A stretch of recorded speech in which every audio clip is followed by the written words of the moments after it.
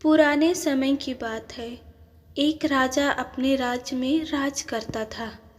उसका राज्य बहुत खुशहाल था और राज्य में धन धान की कोई कमी नहीं थी। प्रजा और राजा खुशी से अपना जीवन जी रहे थे। लेकिन एक वर्ष उस राज्य में अकाल पड़ा और पानी की कमी के कारण फसलें सूखने लगी। ऐसी अकाल की स्थिति में किसान राजा को लगान नहीं दे पाए और इस वजह से राजस्व में कमी आ गई और धीरे धीरे राजकोष खाली होने लगा। ये सब होने से राजा का तनाव अब बहुत बढ़ गया था। वो हर वक्त सिर्फ यही सोचता कि राज्य का खर्च कैसे चलेगा। कुछ समय बाद स्थिति सामान्य हो गई और अकाल का समय भी निकल गया, लेकिन राजा के मन में अभी भी अपने राज के लिए चिंता थी। राजा के दिमाग में अभी भी हर वक्त यही रहता कि अगर राज्य में पुनः अकाल की स्थिति आ गई तो क्या होगा। उसके अलावा भी वो दूसरी चिंता करता रहता, जैसे कि पड़ोसी राज का भय और मंत्रियों का षड्यंत्र आदि।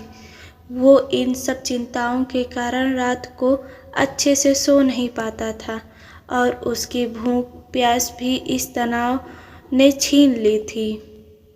वो अपनी इस हालत से परेशान था।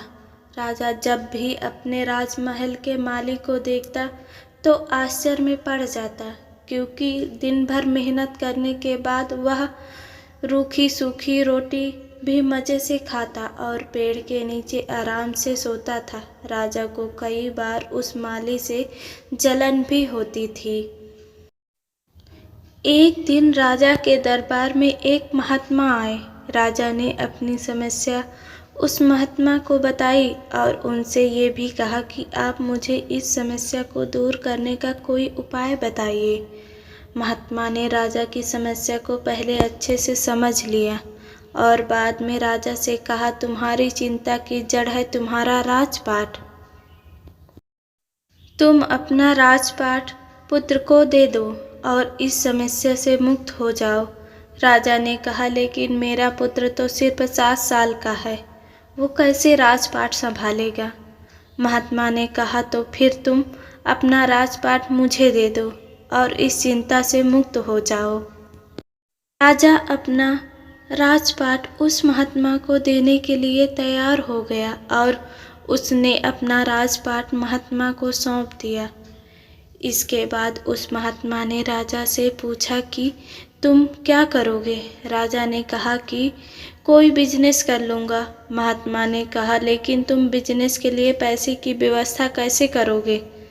अब तो सारा राजपाट मेरा है और इसलिए राजकोष के धन पर भी सिर्फ मेरा ही हक है। राजा ने कहा, कोई बात नहीं, मैं अब नौकरी कर लूँगा।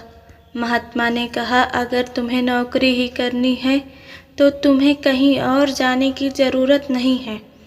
तुम राजमहल में रहकर मेरी ओर से ये राजपाट संभाल लो और मैं अपनी कुटिया में ही रहूँगा। राजा ने कहा, अच्छा ठीक है।